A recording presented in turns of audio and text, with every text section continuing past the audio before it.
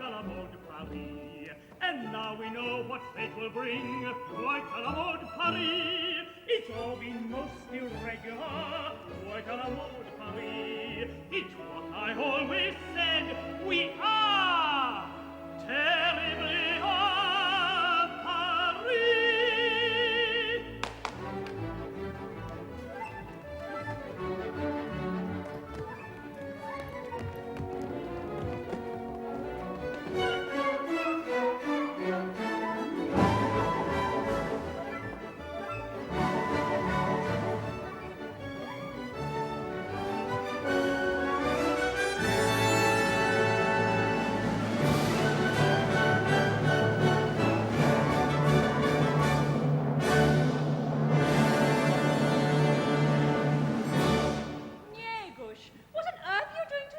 I'm taking him down a peg, with respect. I promise not to tell. What about all this? Do you think the Count will be pleased? Pleased? I think he'll be delighted. Thank you for all your help. It will have been a great pleasure, Madame Glavari.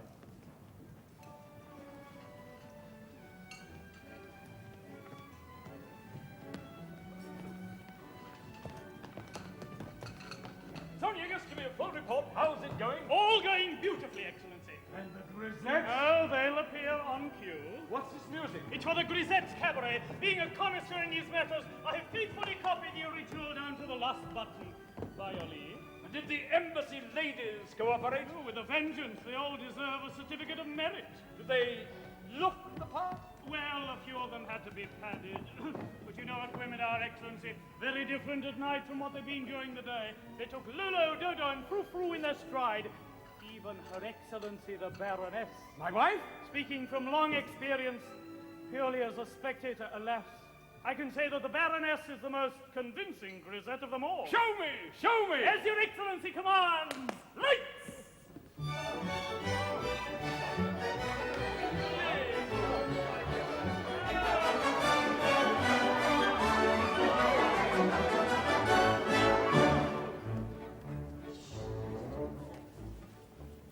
I'm a most inventive man. I'm a most creative man. When the Baron needs me, that's nothing new. I fulfill each demand on cue. Will he ask me for Maxine's, the assignment of my dreams? And with rare finesse, every well-filled dress soon will materialize.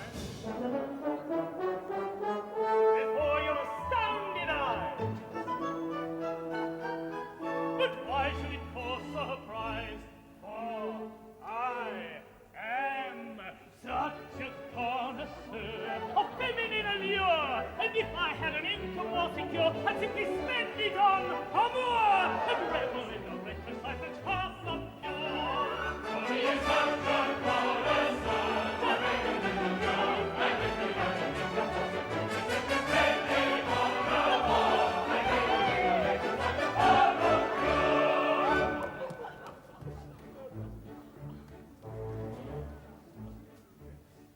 the beauties of Maxine's, how the girls who fill my dreams.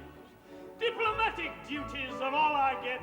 Why can't I pet a petite grisette with an art collector's pride? I'd assemble at my side, femme fatale with verve and voluptuous curve. No one with me could buy. Each one I'd classify. Just give me the chance to try, and I'd be such a connoisseur of feminine allure. And if I had an income more secure, I'd simply spend it on amour. And reckless life that's far from pure. For he is such a connoisseur of feminine allure.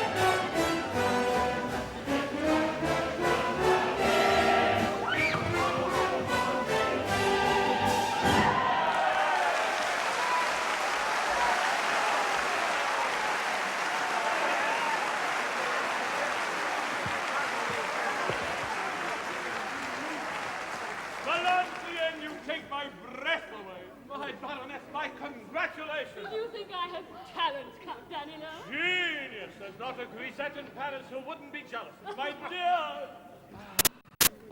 Tell me, Negus, what a pleasant surprise. Who arranged it? Well, I arranged the details, but it was Madame Glavari's idea. Was it now? And why such an exotic display? She said she wanted you to feel at home. Oh, did she? And that you only felt really at home when you had a grisette on each arm. I see. Like an embassy feels at home. Hey! Excellency, a telegram for you. Another one. Gentlemen, I must trouble you to join me in emergency session. We have urgent business to discuss. This telegram is from the Minister of State. Negus, decode it, please. Secure Glavari millions at all costs. Otherwise, country bankrupt. Immediate action. There's only one way. Appeal to her patriotism. If she has any genuine feeling for the fatherland, she must marry a Pontevedra. Count Danilovich, the appeal must be made by you. Find out what her true feelings are, if she has any. Oh, she has them, I promise you.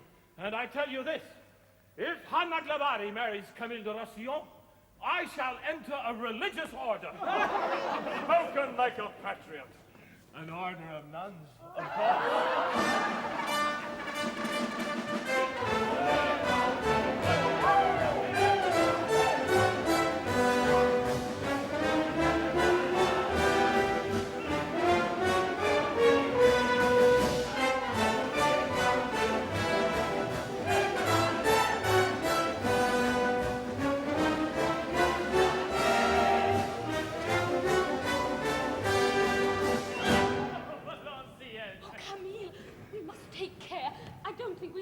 For a little while. Well, I could go abroad. Abroad? Oh, no, I absolutely forbid it. Where would you go? I thought I might go to England. England? Oh, yes. You'd be perfectly safe in England. May I see you before I go? Oh, Camille, what's the use? I'm married. Oh, if only you were married to me. Oh, that would be wonderful.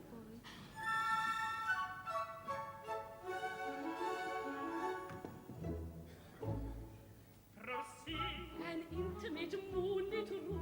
Inside? A newlywed bride and groom. Just wed? Two fortunate lovers, sweetly bright in you and me. Is it? And tenderly as they plan, That's hot. they visit love's magic land. I was lost. It's magic they clearly understand. It is the magic they call domestic bliss. The world outside is a void compared with this. The grand enchantment that holds the lily's throne.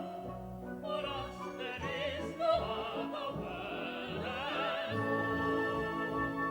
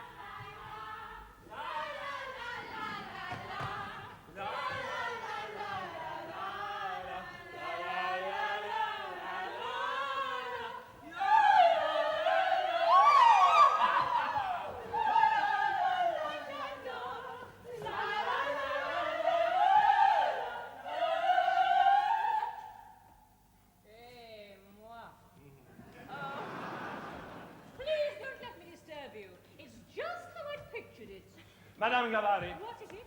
I want to talk to you. We have something of great importance. We can hardly discuss anything if you're going up while I'm coming down. Well, then we'll go down together. Oh, Shall we sit down?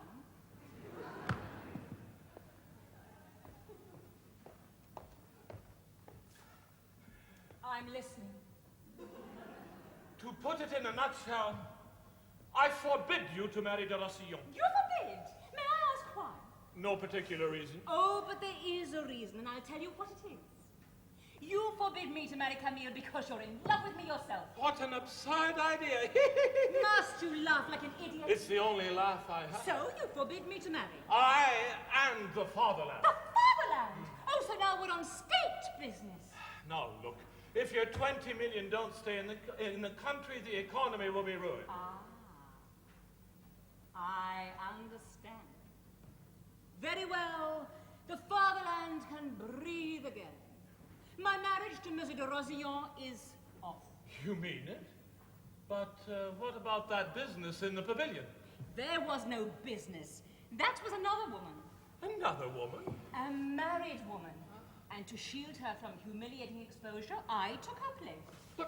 But why didn't you tell me this hours ago, instead of letting me go blue and green and crimson with rage? Why did you do that? Oh, because Oh, for heaven's sake, why don't you say it? Because you love me. Oh, Hannah. Yes.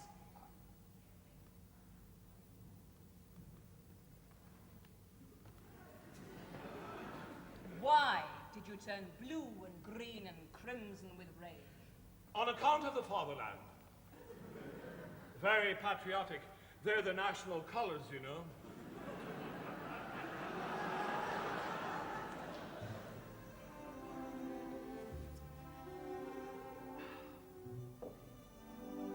And I suppose it's on account of the fatherland that you get drunk at Maxime's every night. But of course.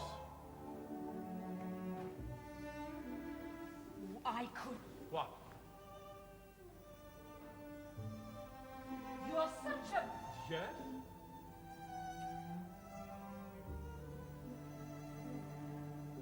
It doesn't matter.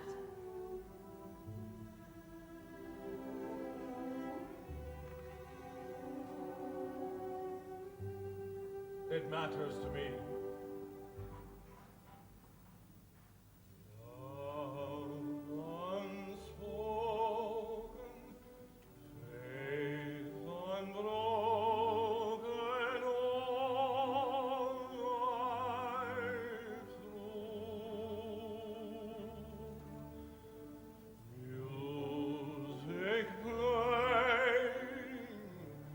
Here is saying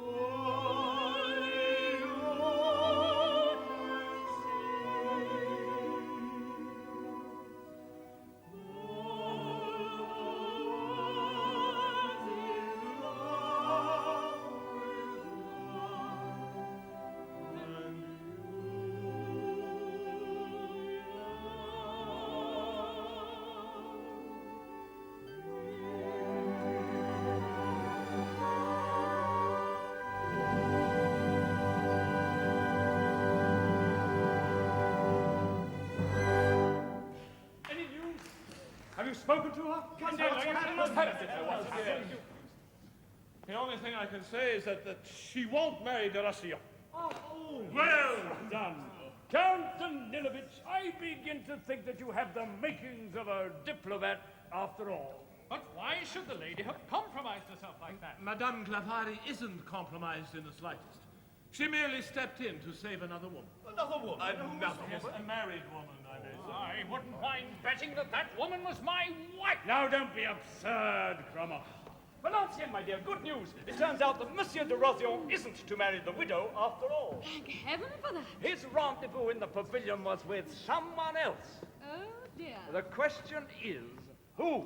Your Excellency, this fan has turned up again. Oh, that fan! It was found in the pavilion of Madame Glavari's. Good God! My wife's handwriting! Now what am I going to do? So it was my wife after all. Oh, Negos, please try. Jägers, remember your oath of allegiance. Was it my wife? Well, it was, Negos. and it wasn't. There you have it, clear as day. It was, and it wasn't. Baroness, I sue for divorce. Excellency, I grant the divorce. please, Excellency. Madame Glavard, I am divorced, unmarried, at your disposal. Have I missed something? And in the name of our beloved fatherland, I ask that you make me the happiest of men and name the day. Baron, you do me great honor. However, I feel I should tell you about the final clause in my late husband's will. Jägers, take this down. In code, Excellency. Of course not, you idiot. Madame? If I should marry again, my entire inheritance passes from me, Hannah, is it true you would have no money? None at all? not 1 franc. Hannah, adorable Hannah, I love you. I love you. I love you. At last! Jägers, have you got this down? Yes, Excellency, all three. A telegram to the Minister of State. If Clavari remarries, entire inheritance passes from her to... But who does it pass to? Oh, it passes from me to my new husband. Hannah, you adorable cheat. I'd have married you even if you only had 50 million. But what about this fan? Did you read what I wrote? I love you. Oh, I know you do, my darling. But look on the other side. I'm a respectable wife. My dear, I didn't realize. Forgive me. Does this mean you want our divorce annulled? I declare it annulled forthwith. What to say, what to do? What a red letter day if we knew. Female, we may fail, but we try. Yes, we try, try. Touching hope, we must hope, yes, we can. Though it's pain, so much for a man. Though you sweat, though you say, they forget what you gave, and go back where you are.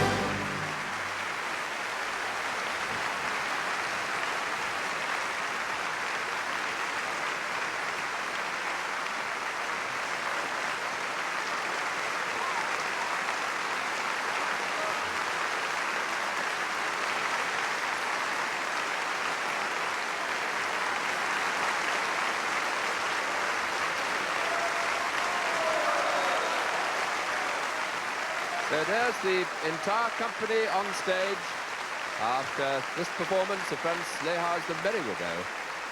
And great applause from the audience here at the London Coliseum.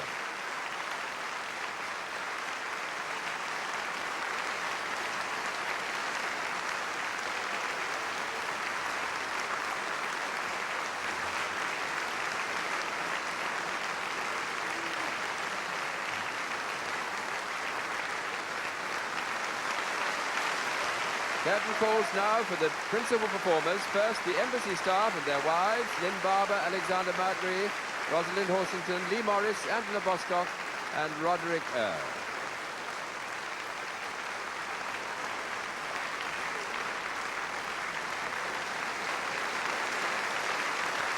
And there are sure to be bouquets for all the ladies as the curtain calls go on.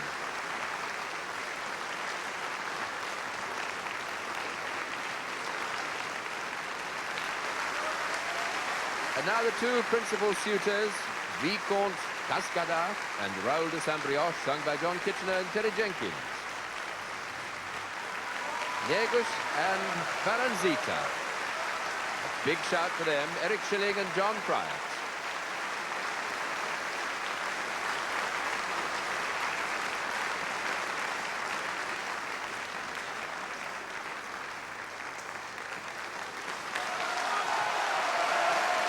Tremendous roar of applause for Della Jones as Valenciennes and Graham Clark as Camille de Rosillon.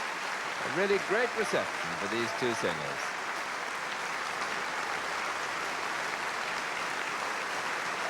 Two delightful performances.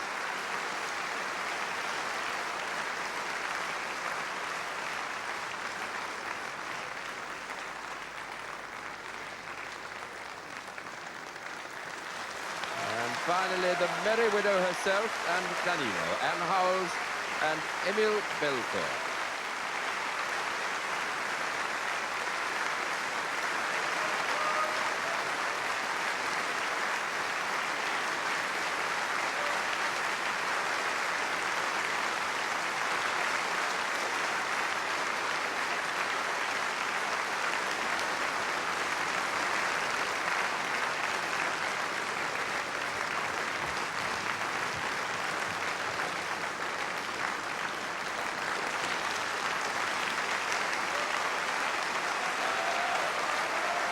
One more call for the entire company. All the principals come forward. And I rather think this is the call for our conductor, Henry Krips.